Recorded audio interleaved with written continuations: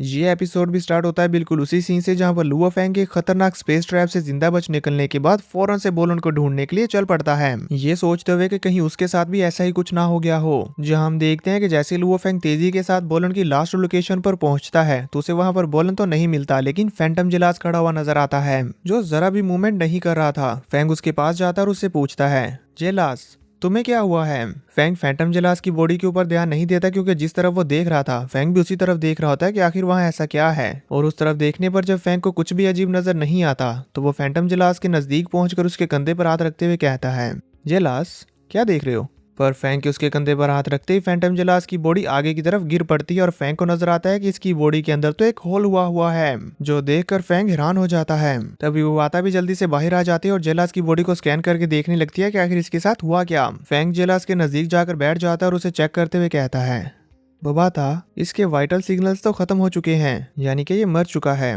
बबाता उसे बताती है, हाँ तुमने सही कहा, यह तकरीबन 1 घंटे पहले मारा गया। इसके मरने की वजह इसके चेस्ट के नीचे एक फेटल वाउंड, लेकिन इसके अलावा मुझे इसकी बॉडी पर और कोई एक्सटर्नल इंजरीज नहीं मिली। शायद हो सकता है कि जिसे इसका सामना हुआ उसका लेवल इससे बहुत ज्यादा हाई था, या फिर उसने सीक्रेटली इसके पीछे इस पर अटैक किया होगा। तभी फैंग अपनी स्पिरिचुअल पावर से फैंटम जिलास के पास पड़े हुए टोकन्स को उठाता है और उन्हें बबाता को दिखाते हुए बताता है, इसकी टोकन प्लेट्स अभी भी यहाँ पर है। इसका मतलब है कि वो जो कोई भी बंदा था उसका टारगेट जेलास के टोकन्स तो नहीं थे। ये कहते हुए फैंग सोच में पड़ जाता है और कुछ सोचने के बाद कहता है, इसकी मौत काफी अजीब है, जरूर यहाँ पर कुछ तो गलत है। और फिर वो कहता है, बबाता यहाँ डीमन माउंटेन पर आने पर सबसे पहले मेरा जिस वॉरियर के साथ सामना हुआ था वो डोमेन मास्टर मुझे मारने के लिए बहुत ऑब्सेस्ड था। जरूर इसके पीछे कोई ना कोई तो रीजन होगा, हमें इसके बारे में पता लगाना होगा। तभी हम देखते हैं कि बबाता जेलास के आसपास के सारे एरिया को स्कैन करके देख रही थी कि इसे मारने वाले का कोई तो सुराग मिले। और जब फैंग उससे इस बारे में पूछता है तो बबाता ना में सर हिला देती है कि उसे कोई क्लू नहीं मिला। और वो कहती है कि जो कोई भी जेलास का मर्डरर है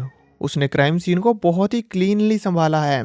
तो अब इसके बाद फैंग अपनी ब्रेन फील्ड का इस्तेमाल करते हुए अपने चारों ओर स्कैन करके देखने लगता है कि क्या वो मर्डरर हमें चुप कर तो नहीं देख रहा। उसे यहाँ पर जेलास का मर्डरर तो नहीं मिलता, लेकिन एक चिप मिलती है जो आइस के अंदर ढकी हुई होती है। फैंग अपनी स्पिरिचुअल पावर से उसे बर्फ से बाहर निकालता है और अपने पास लाकर जैसे उसे पकड़कर चेक करने वाला होता है तो वो बाता उसे छीन लेती है और उसे देखते हुए बताती है, ये तो वर्चुअल यूनिवर्स कंपनी की मेमोरी चिप है जो जेलास ने यहाँ पर छोड़ी है। जरूर इसके अंदर जेलास का इंपॉर्टेंट डाटा स्टोर होगा। और फिर वो जल्दी से अपनी वर्चुअल स्पेस में जाकर इस चिप के अंदर मौजूद डाटा को चेक करने लगती है। पर चेक करने पर उसे पता चलता है कि ये चिप तो आधे से ज्यादा खराब हो चुकी है। वो फैंग को बताती है कि अनफॉर्चुनेटली ये चिप 50% डैमेज्ड है, इसे एनालाइज करके इसके अंदर से डाटा को रिकवर करने में काफी टाइम लग जाएगा। फैंग उसे कहता है, ठीक है पर जल्दी करना, हो सकता है कि इसके अंदर मौजूद डाटा से हमारी हेल्प हो जाए। और वो कहता है कि हालांकि जब से मैं जेलास के साथ मिला हूँ तब से हमारी अच्छे से नहीं बनी, पर आज जो इसके साथ हुआ ये उसका हकदार नहीं था। और ये इसके साथ जो कुछ भी हुआ है ये कंपनी के दूसरे मेंबर्स के साथ भी हो सकता है, तो मैं यूं ही खड़ा नहीं रह सकता।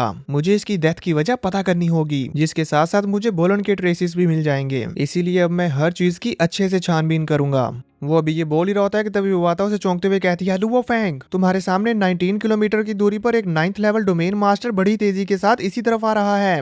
बबाता की ये बात सुनते ही फैंग खुद को फाइट के लिए तैयार कर लेता है। तभी बबाता आगे और कहती है, सेफ्टी के लिए हमें पहले एक छुपने की जगह ढूंढ लेनी चाहिए ताकि हम इसे अच्छे से ऑब्जर्व कर पाएं कि आखिर ये है कौन। फैंग उसे कहता है, नहीं, इतने कम फासले से तो उसने ऑलरेडी हमारे बारे में पता लगा लिया होगा। इसके अलावा ये वही प्रीडेटर हो सकता है जिसने जेलास को मारा, मैं इसका सामना करूंगा। ये कहते हुए फैंग अब हवा में आ जाता है और चारों तरफ देखने लगता है कि आखिर ये बंदा कहां से आएगा। तभी फैंग को उसकी आवाज सुनाई देती है जो उसकी तरफ आते हुए जोर जोर से बोल रहा होता है, एक और यूनिवर्स 9th लेवल का वॉरियर, मैंने तुम्हारे जैसे 760 बंदों को किल किया है, मुझे उम्मीद है कि तुम वही होगे जिसको मैं ढूंढ रहा हूँ। ये कहते हुए जैसे वो बंदा तेजी के साथ केव की दीवार को तोड़ते हुए बाहर निकलता है तो अपने सामने फैंग को देखकर वो शॉक हो जाता है और कहता है, लुओ फैंग, तो मैंने तुम्हें ढूंढ ही लिया। इसी के साथ फैंग और इस पर्सन में फाइट शुरू हो जाती है जिसमें ये दोनों ही अपने अपने वेपन्स के साथ एक दूसरे के ऊपर जानलेवा अटैक कर रहे होते हैं। इन दोनों के वेपन्स एक दूसरे के साथ टकरा रहे होते हैं। तभी फैंग उसे कहता है, तुम मुझे जानते हो? वो वॉरियर फैंग की किसी भी बात का आंसर नहीं करता और अपनी पावर्स को और ज्यादा बढ़ाते हुए फैंग के ऊपर खतरनाक अटैक करने लगता है, जिसकी वजह से फैंग बहुत सारी चट्टानों को तोड़ते हुए पीछे हट रहा होता है। फैंग खुद को संभालते हुए उसके अटैक्स को ब्लॉक करते हुए कहता है, ये डोमेन लेवल 9th का वॉरियर है, मेरी ह्यूमन बॉडी इसका सामना नहीं कर पाएगी, इसके साथ फाइट करने के लिए मुझे अपनी मूशा बॉडी का इस्तेमाल करना होगा। ये कहते साथ ही फैंग अपनी ह्यूमन बॉडी को मूशा बॉडी से चेंज कर लेता है और उसके ऊपर 7 शैडो टेक्निक से अटैक करना शुरू कर देता है। फैंग की 7 शैडो टेक्निक को परफॉर्म होता हुआ देखकर वो वॉरियर हैरान हो जाता है और हैरानी के साथ कहता है, ये सिर्फ यूनिवर्स लेवल 9th पर है और इसके पास ऐसी ऐसी एबिलिटीज हैं, मास्टर यिनयू ने इसके बारे में जो भी बताया वो सच है।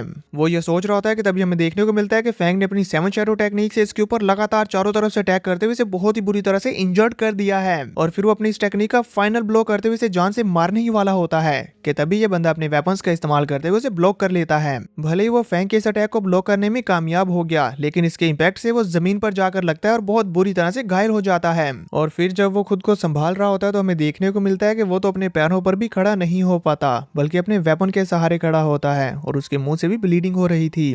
फैंग की 7 शैडो टेक्निक की वजह से डोमेन मास्टर का आर्मर भी बुरी तरह से क्रैक हो रहा होता है। इस डोमेन मास्टर की इतनी बुरी हालत देखकर फैंग उसके ऊपर कोई और अटैक नहीं करता, बल्कि उसके सामने आकर अपना हेलमेट हटाते हुए उससे पूछता है, तुम कौन हो और मुझे क्यों मारना चाहते हो। वो फैंग की किसी भी बात का आंसर नहीं करता, बल्कि वो अपने दोनों वेपन्स को उसके ऊपर थ्रो करके वहां से भागने लगता है।